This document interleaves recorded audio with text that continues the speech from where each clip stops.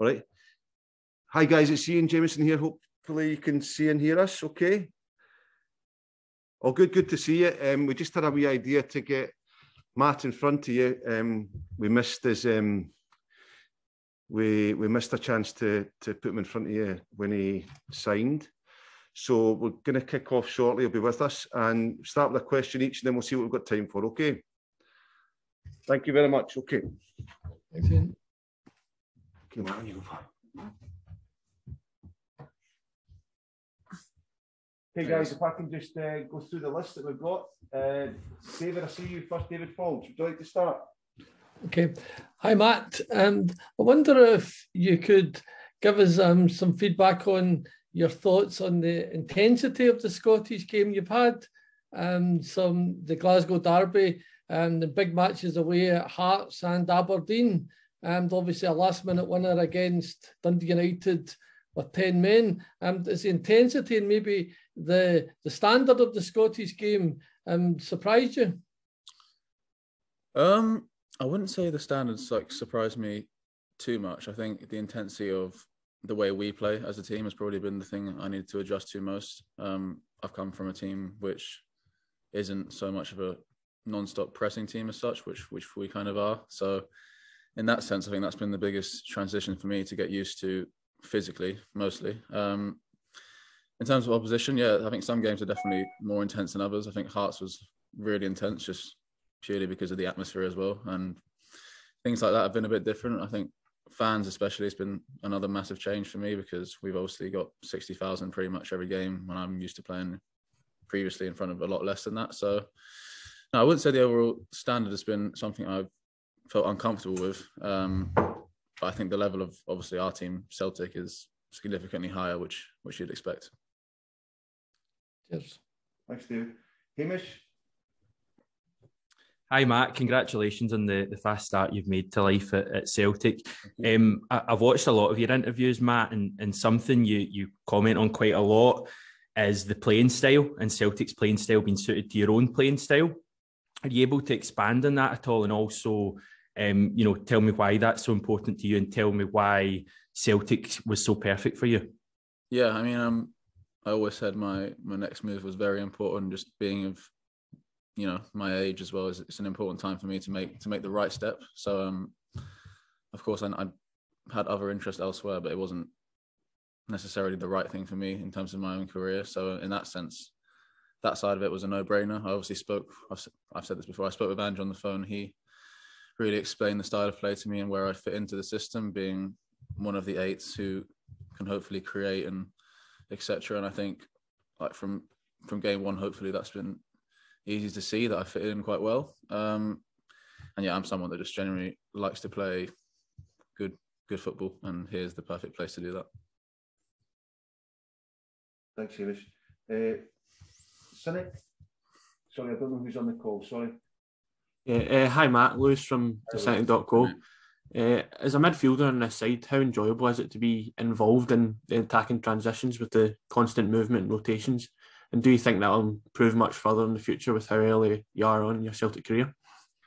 Yeah, no, it's really enjoyable. I mean, I think all footballers want to play football this way, whether they are or not. I think that's a different thing, but I think everyone wants to play the way we are.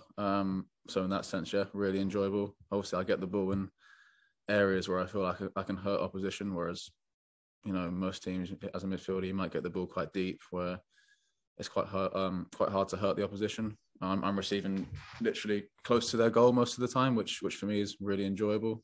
But no, I still think there's a lot to improve on, definitely. I mean, for myself, I'm only 5 games in and I feel like I've already got good connections with the likes of Liel, Jura, etc. But hopefully, I mean, it's only 5 games in, so 20 games in, 30 games in, hopefully we should see a better understanding between the three of us. Thanks, and all the best for Thursday. Thanks, mate. Thanks, Lewis. Celtic state of mind? Hi, Matt. How you doing? Hi, mate. Yeah, good, thanks. Good. Matt, obviously, playing international football could be high up on your list. You're in a privileged position. You can represent England, Norway and Denmark. Not many people are able to say that.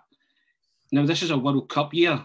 Would that come into reckoning at all? Have you had thoughts about who you would maybe want to represent, or is it a dilemma for you? I've had thoughts about the World Cup. I won't lie. I mean, it's definitely one of like my bigger targets, I'd say, because I feel like it's possible. You know, I mean, I'm playing for a club such as Celtic now, so I don't think it's out of the question.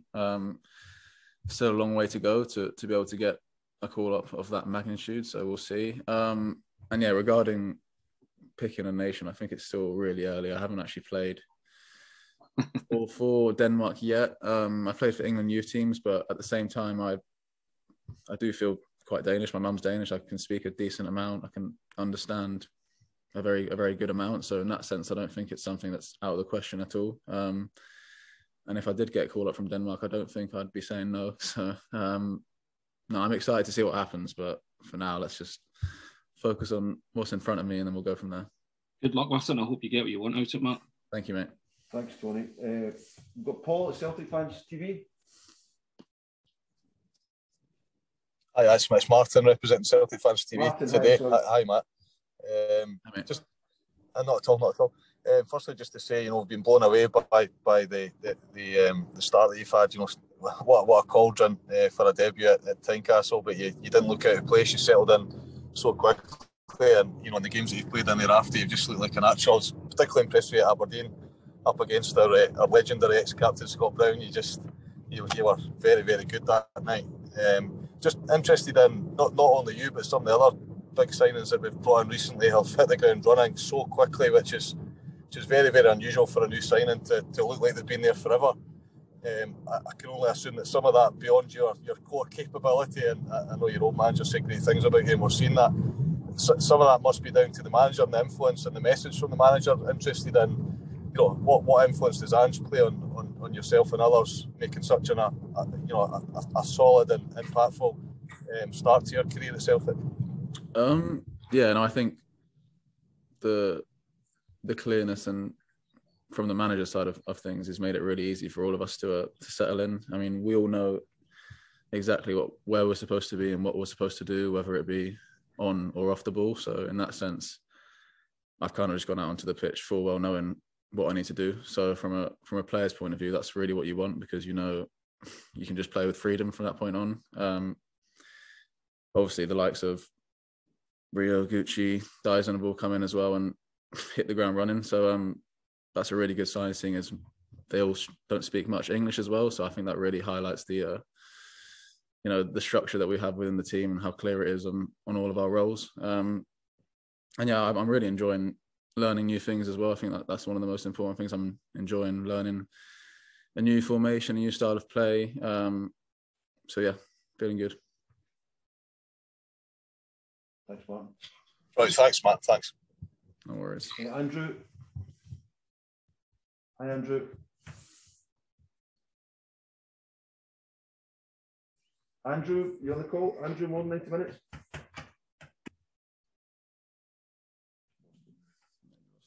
Martin Melly.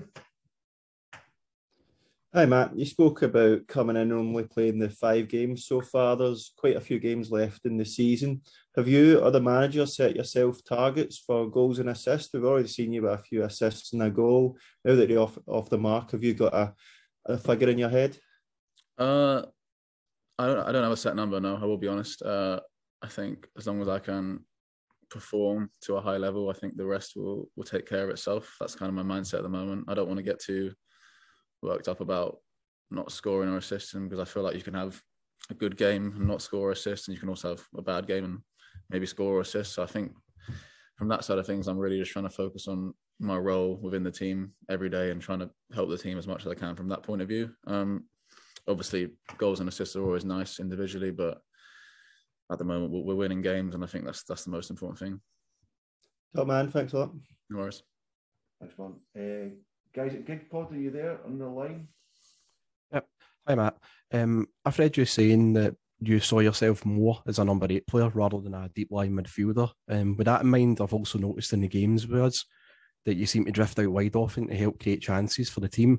Is this a specific trait that the manager has developed in your play, or has that always been a part of your game? I think it comes down to the system and the structure that we play. I think if I'm told to do a certain thing, I'll try to do that. At my previous club, it wasn't something that was encouraged too much, but if I was asked to do it, I would try to do it. And I do like being out in that wide area. I feel like it's quite a good position for me to, come in and create things. So in that sense, it's enjoyable. But yeah, I think just the structure of the team allows me to drift out wide or stay in pockets. I think we have really good rotation within the system as well, which makes it quite easy to be free and, loose. Thanks. Andrew, you there again or not? Maybe we've lost him. Sorry. Anyone else, guys? Would you like another question? Anyone? Yeah, I've not been yet 4 times. I've not been yet either for Celtic here. Sorry, guys. On you go.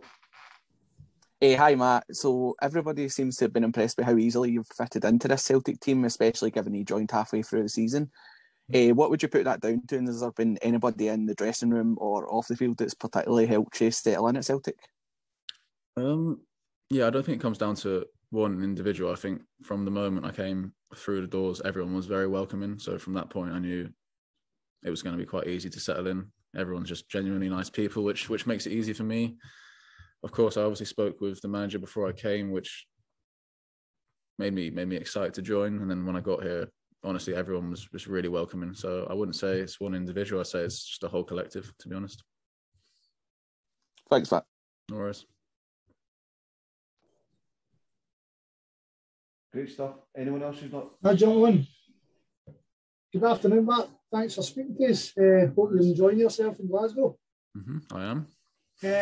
Matt, now you've shown yourself to be a pretty technically able, skillful player, in my opinion. Surrounded by guys like Jota, Leo, Tom Rodgers, Mikey Johnson, etc. Who technically has impressed you the most since you joined the club? And why is it Tony Dalton? That's a tough question. We have a lot of technicians because of the way we play. If I'm going off pure just like smoothness and technical ability, I'd probably say Jota, to be fair. I just think he's just really elegant with the way he plays, and you see the stuff he does on the pitch, he usually excites the fans by just whenever he gets the ball, really. So I think for that reason, I'd probably say him. Lovely hair as well, isn't he? Say again, lovely hair. Yeah, lovely hair. Great hair, yeah. Brilliant hair. Thanks, Matt. Cheers, Paul. No worries, mate. No worries. Anyone else, guys? Hi, Matt. I've still to go. It's rare we see young players at your age come in with such a level of ability.